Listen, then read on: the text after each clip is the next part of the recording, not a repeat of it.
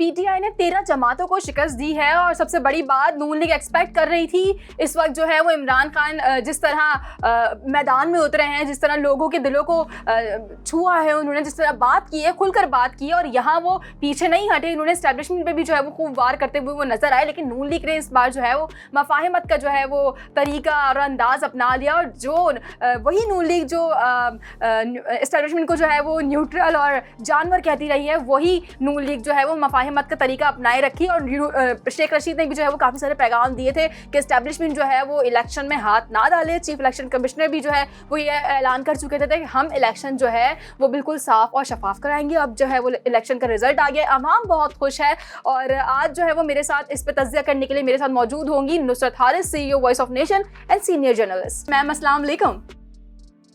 वालेकुम अस्सलाम महक। मैम सबसे पहले मैं आपको खुशामदीद कहूँगी अपने शो में, बहुत शुक्रिया आपके टाइम का। और आज मैं बात करूँगी आपसे ज़मनी इंतखाबात पर। आपने देखा जो नताइज आए हैं वो मुतवक्किल तो बिल्कुल नहीं थे और अब जो है वो कुर्सी पलट गई है, काया पलट गई है नून लीग की। जो बिल्कुल घर समझा जाता था नून लीग का, वहाँ PTI जीत गई है। आप क्या कहेंगे इस हवाले से? जी थैंक यू महक, आपने मुझे इस पे बोलने का मौका दिया। अच्छा देखिए, ज़िमनी इंतखाबात जो हुए हैं, आप कह रही हैं कि इस तरह से उम्मीद नहीं थी, लेकिन जो इमरान खान साहब अपनी कैंपेनिंग में स्ट्रीट पावर शो कर रहे थे, उससे ऐसा महसूस होता था कि लोग उनको रिस्पॉन्स करेंगे। और जो उनके साथ हुआ वोट ऑफ नो कॉन्फिडेंस और बाकी तमाम चीजें, उसके बाद लोग बहुत वोकल हो गए।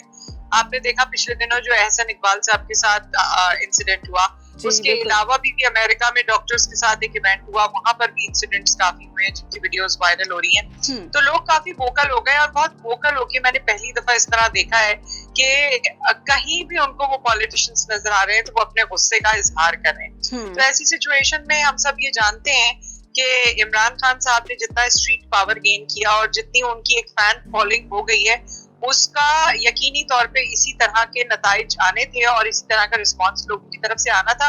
मगर इसमें दो बातें, एक तो ये कि अच्छा रिस्पांस तो आना था लेकिन क्लीन स्वीप हो जाएगा, लैंडस्लाइड विक्ट्री हो जाएगी, ये नहीं लगता था। क्योंकि 20 में से 15 सीट ले जाएंगे और फिर रायबंड की सीट जो कि हर तरह से हमें लगता है कि शायद नून लीग की होगी, वो भी इमरान खान ने अपने नाम कर ली, PTI के नाम कर ली, तो ये एक बड़ा मार्का है।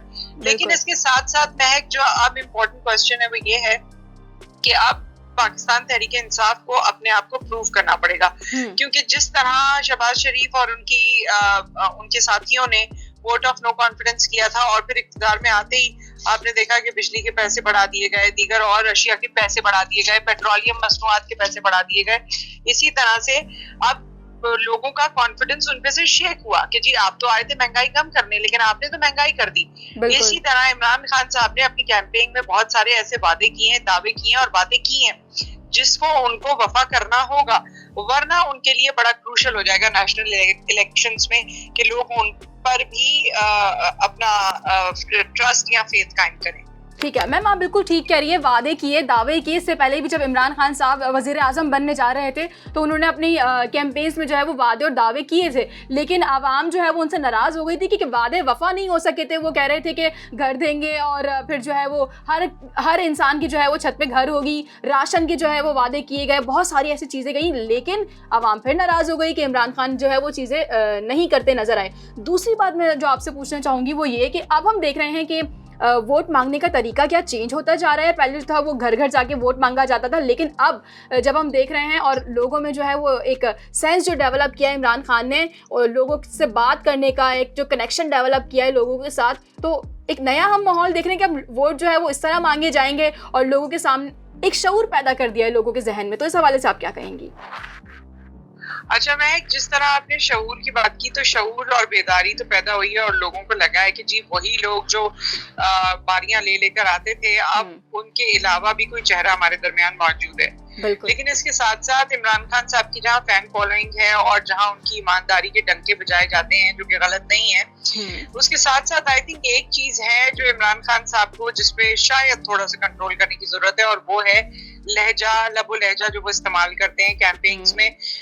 वो उन लोगों के लिए इस्तेमाल करते हैं जिन्होंने पाकिस्तान को लूटा, या उनके ख्याल में जिन्होंने मुख्तलिफ वक़्तों में इक़्तिदार में आए और वतन के लिए कुछ नहीं किया। ये उनका बिल्कुल गम और गुस्सा हो सका है, लेकिन गम और गुस्सा इस तरह से इतने बड़े फोरम्स पे नहीं निकाला जाता इन अल्फाज में। क्योंकि अल्फाज का चुनाव आप देख रही हैं कि इसी वजह से हमारी सोसाइटी पहले ही बड़ी बेतरतीबी का शिकार है, और इन अल्फाज से और इस तरह के एग्रेशन से जो एट लार्ज शो किया जाता है, इसका एक बहुत संगीन ट्रिकल डाउन इफेक्ट हो सकता है।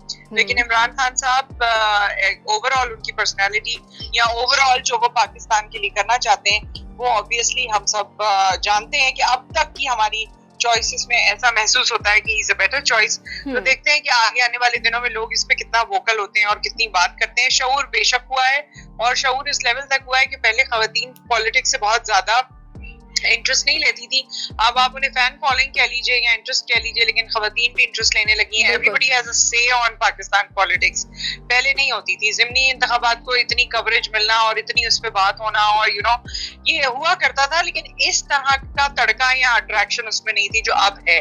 सो ऑब्वियसली टाइम बदल रहा है, सोशल मीडिया का दौर है, लोग अवेयर हैं, हर मामले में उनको पता है, हर मामले की खबर रखते हैं। तो ये तो मुल्क का मामला है, और जिस तरह से लोगों की जिंदगियां परेशानियों में मुब्तला रही हैं, उसके बाद तो ये और बनता है कि लोग जो है वो देखें कि पाकिस्तानी सियासत का ऊंट किस करवट बैठ रहा है। ठीक है, हम देख रहे हैं कि इमरान खान साहब की पॉपुलैरिटी तो है, ठीक है, लेकिन यहाँ पर हम ये भी देखेंगे कि इमरान खान साहब ने जो है वो मिस्टर एक्स और मिस्टर वाई का सहारा लेके इस्टेब्लिशमेंट पे खूब वार किए। और जहाँ नून लीग की बात करूँ तो यहाँ पर उन्होंने इस वक्त जो है वो मफाहिमत का जो है वो रास्ता इख्तियार किया और इस्टेब्लिशमेंट के साथ जो है वो न्यूट्रल रहे। लेकिन अभी जो है अभी भी यही कह रही है PTI के हमने जो है वो 17 सीटें ली थी, रात गए जो है वो इलेक्शन की जो रिजल्ट्स हैं वो चेंज हो गए और अब हम 15 पे आके खड़े हैं। तो अभी भी जो है वो उनकी ये चीज़ें चल रही हैं कि वो इल्ज़ामात कर रहे हैं, इल्ज़ामात लगा रहे हैं। जी महक, देखें, इल्जामात तो इलेक्शंस में हमेशा लगते हैं। जहां तक आपकी याददाश्त साथ देती होगी या मेरी याददाश्त साथ देती है, इलेक्शंस में इसी तरह से रिगिंग की बातें होती हैं। अब कल शहबाज गिल साहब को भी जिस तरह अरेस्ट किया गया, और उनको भी फिर इमरान खान साहब ने कहा कि जी ये सब कुछ गलत है और इनको अरेस्ट किया गया और इलेक्शंस को रिग करने की कोशिश की गई, धांधली करने की कोशिश की गई। तो ये इस तरह के इल्जामात तो लगते हैं, लेकिन देखिए जो बात है वो ये है कि PTI जीत गई है। अब 2 सीट्स में क्या हुआ है क्या नहीं हुआ है, ये ऑब्वियसली ये तो वक्त बताएगा, या इसको ये किस तरह परसू करते हैं वो पता चलेगा। क्योंकि मरियम नवाज भी ये कहती हैं, उन्होंने ट्वीट किया है कि जी हमें अपनी गलतियों को मानना चाहिए, हमें अपने फैसलों पर नजरसानी करनी चाहिए और हमें एक्सेप्ट करना चाहिए कि हार हमारी हुई है। तो वो भी समझ रहे हैं कि उनसे कहाँ गलतियां हुई हैं, उनके कौन से फैसले हैं जिसकी वजह से अवाम हर्ट हुए हैं। और इमरान खान साहब का होमवर्क बहुत अच्छा है, उनका सोशल मीडिया इतना स्ट्रांग है जो किसी और पार्टी का सोशल मीडिया स्ट्रांग नहीं है। वो उनकी इमेज बिल्डिंग पे बहुत काम करते हैं, वो पल पल की खबर देते हैं, वो एक पूरी कैंपेन की सेंस में लेकर चलते हैं। तो आई थिंक वो पूरी तरह से इक्विप कर रहा है इमरान खान साहब को, लेकिन बस उनको मोहतात रहने की जरूरत है। आगे जो वो फैसले करेंगे, अगर उन्होंने उस्मान बुज़दार जैसा फैसला आगे भी किया तो शायद उनके लिए मुश्किलात हों। इस वक्त तो लोग उस्मान बुज़दार और इस तरह की बाकी गलतियों को इसलिए भूल गए हैं क्योंकि नो कॉन्फिडेंस का वोट हो गया और इमरान खान साहब को अपनी कुर्सी से उतरना पड़ा, और उसके बाद जितना कुछ भी हुआ वो उनके फेवर में टर्न आउट हो गया। लेकिन ये है कि अगर इमरान खान साहब अपना इक़्तिदार कंप्लीट करते हैं और उसमें जो उन्होंने तैनाती की है, अगर उसमें जिस तरह मुख्तलिफ लोगों से, ये उस्मान बुज़दार साहब के हवाले से भी इसलिए कहा जाता है क्योंकि वो एक्सेसिबल नहीं थे, वो अवामी नुमाइंदे नहीं थे, वो लोगों की उन तक रसाई नहीं थी, उनके लिए बड़ी मुश्किल थी। और यही बात रायविंड की भी है, जबकि कहा जाता है कि रायविंड होम जो नवाज शरीफ साहब का है, वहां पर लोगों का बड़ा आना जाना है, बड़ी दस्तरस है PMLN से की लोगों के साथ, लेकिन ऐसा नहीं है।